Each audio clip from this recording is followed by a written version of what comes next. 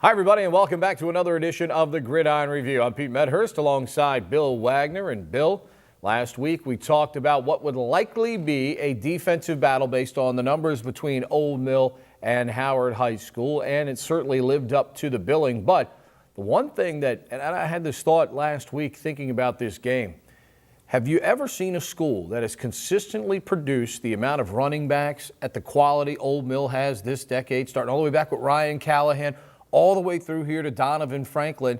And when the chips were down, Donovan Franklin was their man to play ball control in their 10-3 win over Howard. And here's Old Mill back for the state championship game for a third time in 5 years. Tremendous performance on the road for the Patriots.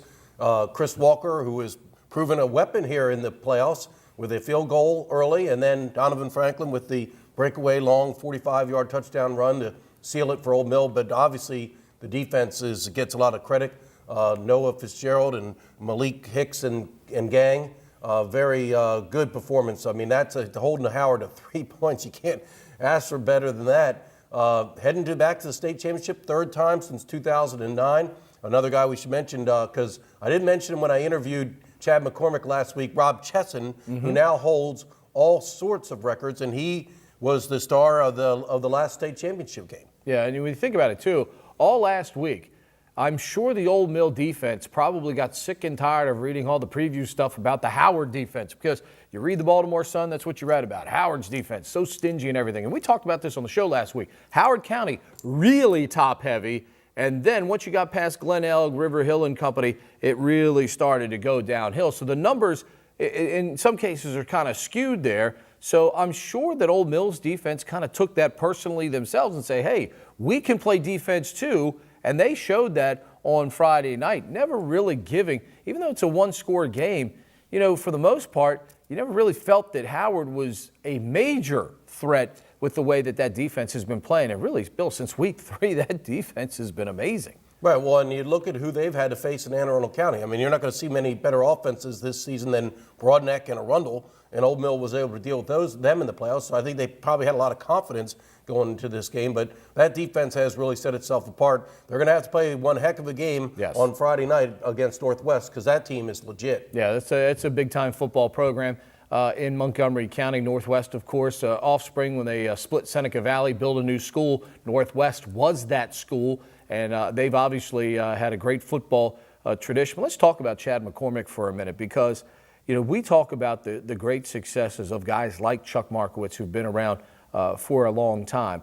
What Chad McCormick has done in a short amount of time, relatively, Bill, at Old Mill, nothing short of amazing. This is arguably the best run of Anne Arundel County football teams we've seen, especially if he can win another state championship for the Patriots. I mean, this is unprecedented what he's doing in a short amount of time with this program. It certainly is. And you think of Old Mill as a program that was unable to get over the hump. Always a very good program under Pete Regala, the longtime coach. Then Mike Marcus, an outstanding coach. But they would go 8-2 in the regular season, and then maybe win one playoff game, but they could never, ever get very far, couldn't win a region championship, couldn't get to the state semifinals under those previous coaches. And then Damian Ferragamo came in, got him over the hump. Chad McCormick was originally hired by Mike Marcus, and so he's been with the program a while. And yes, if 2 state championships in a county in which no other school has won more than one, would be amazing for one coach. You know, you'd have to start talking about Anne Arundel County Sports Hall of Fame material there. No doubt about that. But, you know, we think about it. We talk about, you know, the feeder programs usually during the course of the year in our youth segment. You see Old Mill's youth program has been so good with Larry Brown and all of those guys. You can see that starting at this level now to produce a lot of dividends for Old Mill High School, as a lot of these kids, you know, come out of these youth football programs and because of that, they are used to winning. They are used to being coached at a high level. Thus, when they get to this level and need to take it one step further, Chad McCormick and his staff are able to get that out of those athletes. Well, and there's something to be said about the championship pedigree of the high school program. This is when you start talking about winning 2 state championships, that means something. And I think that it raises the level of everyone involved, players and coaches, administration. Once you've done it before, you know how to get it done again. And I think that's meant quite a bit. But this would be an amazing run if Old Mill could capture a 3rd state championship in such a short span of time. When you think about it, a decade in essence, that would just be frankly remarkable. Yeah, and I think too, what else it does, it helps the student athlete. We've talked for a few weeks about, Noah Fitzgerald, their outstanding player on defense, is going to Fordham. I mean, that's a great school, Bill. So it forces kids to stay engaged academically because they want to stay on the team. They want to be part of a championship program. And thus, here's a guy like Noah and all of the great players they've had in the past who've used. Grant Enders, of course, ended up playing at Towson. Great career at Towson. And it allows kids to stay engaged academically, and they use football as a vehicle for education. And I think that's part of the slant that we forget about here sometimes, that, football and any other sport, it keeps you engaged. And when you have a winning program, everybody wants to be a part of it. You got to do the role in the classroom so you can be a part of it on the field. And I think that's a real underrated part of the scenario here for Old Mill. I got a question for you, Pete. This Sunday, the Anne Arundel County coaches, all of them, private and public, are going to get together and try to pick the Rhodes Trophy Anne Arundel County Player of the Year. Who is it? Oh, my gosh. Cannon Gabley was named the Capital Gazette newspaper's Player of the Year, but you got to look at an Old Mill player. Chad McCormick is going to have a hard time figuring out who to nominate. Does he nominate Donovan Franklin? Malik Hicks might be the best player on that team, or Noah Fitzgerald. Yeah, it goes both ways. For that, I'll tell you right now, if you pin me down, I would have to flip a coin between Gabley and Donovan Franklin. Okay. I just think the big plays that both of them were responsible for, I just flip a coin between one of those two, and whichever way it came up, you could not go wrong. But it's going to be interesting to have all those people in the room trying to, line up votes, because, Chad's going to be, trying to negotiate for his guy, and Rob Harris will be negotiating for his guy. And I think that's the beauty of it. I think we had a number of very worthy candidates during the course of this season.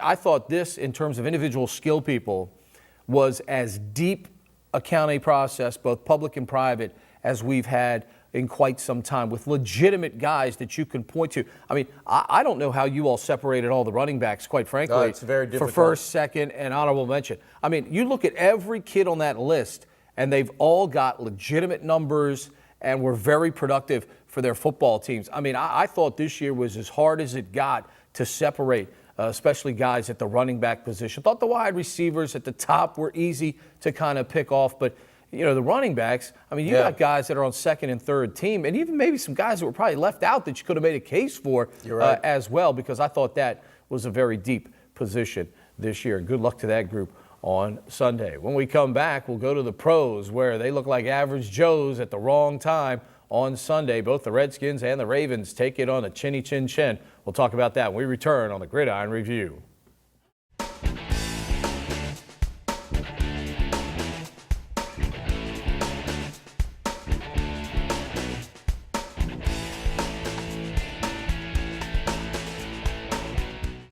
And welcome back. Bill, we'll start with the Ravens, where with 6:13 to go, they look like they were large and in charge, 33-20 over the San Diego Chargers. Teams from the West Coast don't normally do well when they come to the East Coast, but Phillip Rivers and the Chargers really playing some good football right now. Even they got off to a good start and then played a couple of good teams and got rolled, and it looked like, okay, they're going to drop back to the average 500 team that we've seen from them at times. But right now, playing as good as anybody in the AFC. They rally to beat the Ravens with 38 seconds to go. And for the Ravens, critical loss, chance to gain some ground on some of those other teams in the AFC North. And in an AFC as a whole, which is so tightly compact, you lose at home right now. That's tough right now on you in the standings as they drop to 7-5. And there's nothing worse than blowing a lead at home. That's the hard part. You had that game, as you mentioned, should have been under control. The once proud Baltimore Ravens defense, what has happened? They got nobody left in the secondary. The secondary is awful. It's just terrible. But they're not getting any pass rush either. Right. They're not generating pass rush. Terrell Suggs is just not the same player he used to be. Getting on the backside of his career. just really disappointing. Just for Ravens fans, they're used to seeing that defense shut the door on opponents, and Phillip Rivers just taking San Diego right down the field, without any trouble. Just a devastating loss, really, the way it happened. And, they missed opportunities early in the game. They should have converted more. Instead of settling for field goals by Justin Tucker, you got to punch the ball into the end zone, and maybe you build a lead that cannot be overcome. But now Miami next week becomes an absolute must-win. Yeah, and Torrey Smith brought that point up. Hey, when you get in the red zone, you got to finish. Yeah. And it's got to be touchdowns. You're not going to beat good teams by kicking field goals, and that really hurt the Ravens yesterday. It allowed San Diego to just keep the door ajar just enough because they're good enough to make plays, and credit them. They had a mismatch with Malcolm Floyd, most of that second half, and they utilized that, and then the veteran Eddie Royal gets free down on the goal line for the go-ahead score. But, it's hard. I know some Ravens fans want to pin this on Ozzie Newsome, but really, when you get that many injuries the way they have in the secondary, you lose your top guy in Jimmy Smith. There's just not a whole lot of pickings out there at the yard sales right now, to bring in. It's just you go to a yard sale, you see what the merchandise is like out there. It's not starting merchandise. It was somebody else's, and could have been somebody else's even before that. Well, that's the problem with the guys that the Ravens are playing in the secondary. The pass interference call. Here's the other thing that bothers me.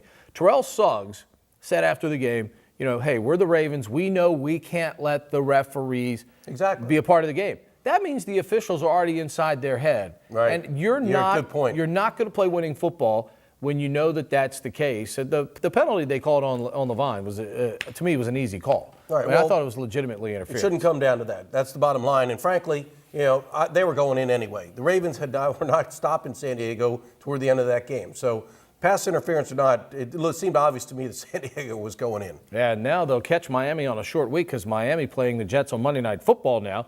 So the Ravens will at least have that advantage of the extra day there. Meanwhile, in Indianapolis, the Redskins fell behind early, 14-3, got back to 21-17, but then Indianapolis just kept hitting big play after big play. It looked like a game of Madden 15 out there for Andrew Luck. 5 scoring plays, over 30 yards in the game. Bill, that hadn't been done in the NFL since 1966. So you talk about secondaries that got obliterated, not just the Ravens, but the Redskins secondary yesterday just got obliterated by Andrew Luck and Kobe Fleener. It was almost like a replica of what we just talked about with the Ravens. No pass rush whatsoever. No pressure on the quarterback, and bad secondary is going to get picked apart.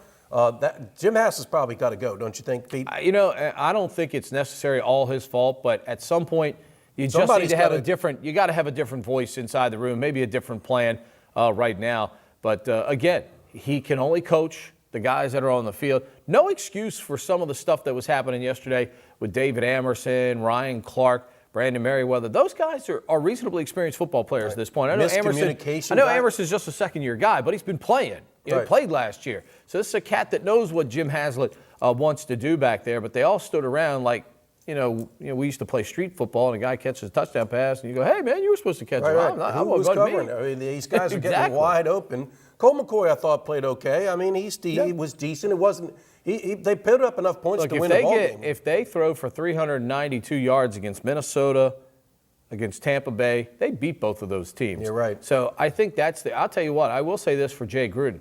Jay Gruden has a belief that Colt McCoy is better than Robert Griffin III, and so far – proof is in the pudding.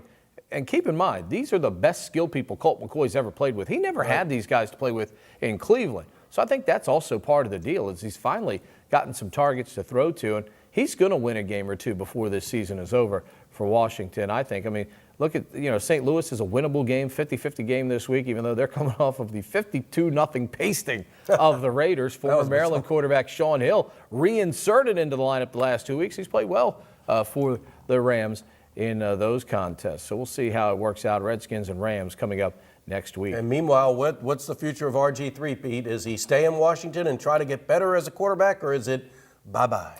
If somebody says we'll give you a conditional 5th-round pick, you say, Mr. Griffin, adios, and send him on down the highway. So that's it? Can't play. The RG3 Can't experiment? Cannot play this way. If he wants to go back to play the way Kyle, and here's the biggest thing I think Mike and Kyle Shanahan are completely vindicated because Kyle had a great offense for him that made him a division champion. He didn't want to run it, and now he's probably likely headed for a second team. I wonder if the Subway restaurants will continue to ask him to endorse their products. Well, and reports that he was rude and did not speak to Jay Gruden yesterday. And Jay Gruden went over to Robert Griffin III's parents and told him that he expected an apology from the quarterback for his behavior. Yeah, we'll see. Mom and Dad, always there for RG3. He's 24 now, 25. You know, at some point you got to cut the cord, fight your own battles. When we come back, we'll talk colleges. Navy headed to another bowl game as Bill and I will be headed to San Diego, December the 23rd. Terps going to a bowl game, but probably not as good a one as they would have if they'd have held on to that lead on Saturday. We'll talk about that when we come back right here on the Gridiron Review.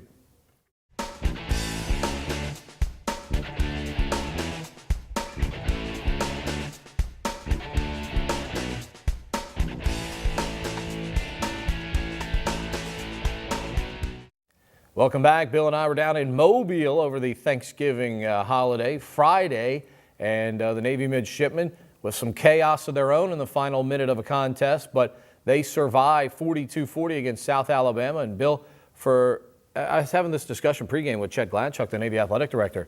Since he hired Paul Johnson back in 2002 to run the triple option, this program has only missed a bowl game twice.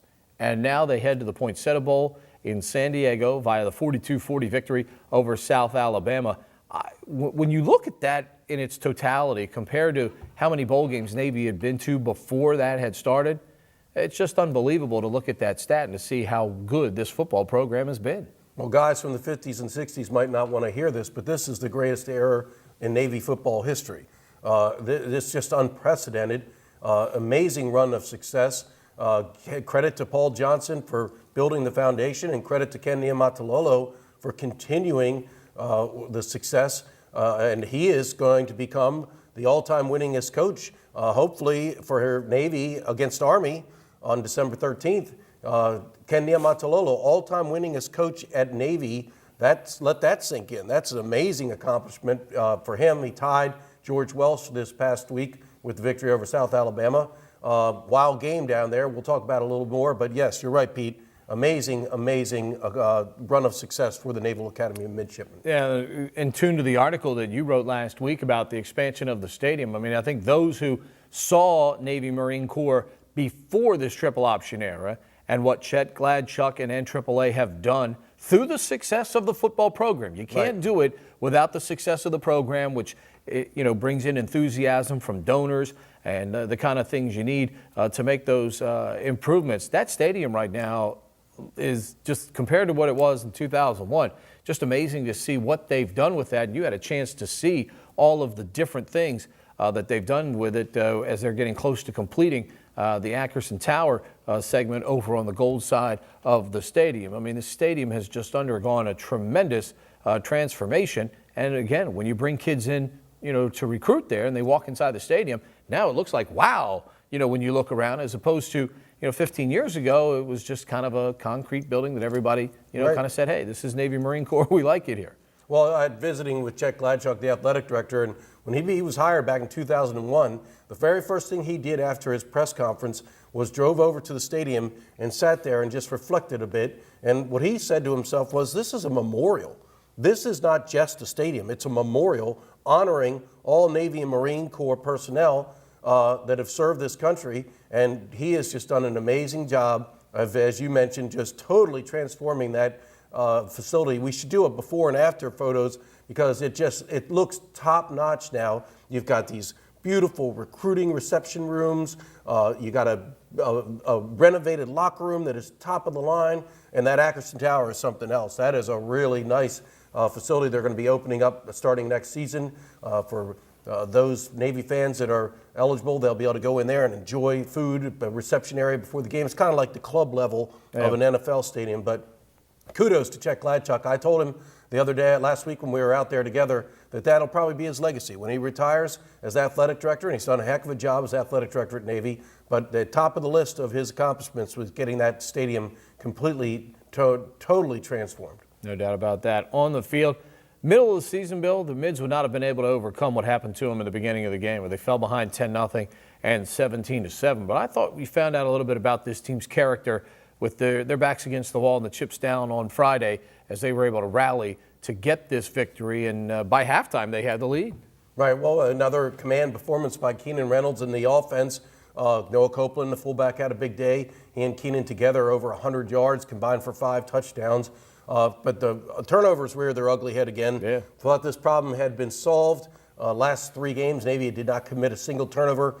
They lose 3 fumbles in their own territory. It directly led to 17 points by South Alabama, and that's why that game was closer at the end than it should have been. And have you ever seen, Pete, in all your years of covering college football, 3 2-point conversion attempts? They converted 2 attempts apparently, but both were called back due to penalties. And we go to a third 2-point conversion attempt, and the Navy cornerback Brendan Clements intercepts the pass from Brandon Bridge. But that was a wild ending. Yeah, no question. The first penalty was pretty obvious. A wide receiver who'd basically been doing nothing but returning kicks all day. Our sideline reporter on the radio, Joe Miller, pointed it out right away. He saw it as basically it occurred. He covers up the tight end who went out for a pass, making the tight end an ineligible receiver. The second one ended up being a holding call against a lineman who actually, ironically, got hurt on the play and was not in the game on the third opportunity. That allowed Navy to get a ton of pressure on Brandon Bridge, their quarterback. He rolled to the left side of the field and then made the Cardinal sin bill. He tried to throw it all the way back across the field to the opposite corner. And across his body when you don't have a firm. Right. Yeah. And Brendan Clements made a nice play. He was on the inside of the receiver there and finally ended the chaos for the midshipmen in this one. Maryland, on the other hand, you know, Ralph Friedgen, he must have been feeling good calling plays in the second half of that game at College Park. Remember, it was 35-10 at one point in this game. Maryland makes a mistake toward the end of halftime on special teams, roughing the kicker. Yeah, it's critical. It opened up the floodgates. I still say that one play. It turned everything. It turned everything around for Rutgers, allowed them to get an easy score at the end of the half when they probably weren't going anywhere because they had played a terrible second quarter. Gary Nova couldn't find anybody. They couldn't run the ball. All of a sudden, it was all Rutgers from that point. Maryland only scored 3 points, Bill, in the second half of the entire game and lose 41-38. Unbelievable. Just a stunning collapse. Not the way you want to end the regular season. Such a disappointment. You're there on the verge of 8 victories, which would be such a step in the right direction. Possibly playing in a New Year's Day bowl. Right, and it's just devastating. Now you're going to a crappy bowl. You know, you can still win 8 games, but you were looking at a chance of having 8 wins in the regular season with a chance to win 9, which would mark a dramatic step forward for the head coach Randy Edsall and his program. Just a devastating loss. To only score 3 points the entire remainder of the game after you're up 35-10 is unbelievable. And then Brad Craddock, who's a finalist for the Lou Groza Award as the nation's top kicker, he tied the Big Ten record for most consecutive field goals earlier with a 50-yarder, but he could not duplicate it when he had a chance to tie the game at the end. He missed. First time all year he's missed a field goal. And that was from 54. The first one from 50 that he made that tied the record barely got over the crossbar, and he would have had at the end of the game, I think the line of scrimmage was a 36, so it would probably been around a 53-yarder again. I'm just not sure Randy Edsall thought he could make it, but they had 2 downs to gain 1 yard, Bill, and they couldn't do it. Yeah, it's inexcusable. A total collapse on both sides of the field, both offense and defense. And it's just a devastating way to, at home. And Ralph Friedgen, he walked in around with his chest puffed out because he was dumped by Maryland, and he goes back to College Park, and he was the play caller up there in the booth directing that Rutgers offense that came alive in the second half. Yeah, they went from being likely in the Outback Bowl to possibly now being in the Music City Bowl in Nashville. Now, going to Nashville is not a bad deal, but still, you had a chance to play on New Year's Day in front of the whole country in the Outback Bowl. Likely against an SEC team, that would have been a nice prize for the Terrapins to hang their hat on. That'll do it for this week's program. As always, we appreciate you tuning in here, and of course, we wish the Old Mill Patriots a lot of good luck. Friday night, 7:30, M&T Bank Stadium, as they take on Northwest High School from Montgomery County as they look for a 3rd state championship this decade. For Bill Wagner, I'm Pete Medhurst. Thanks for joining us for this edition of the Gridiron Review.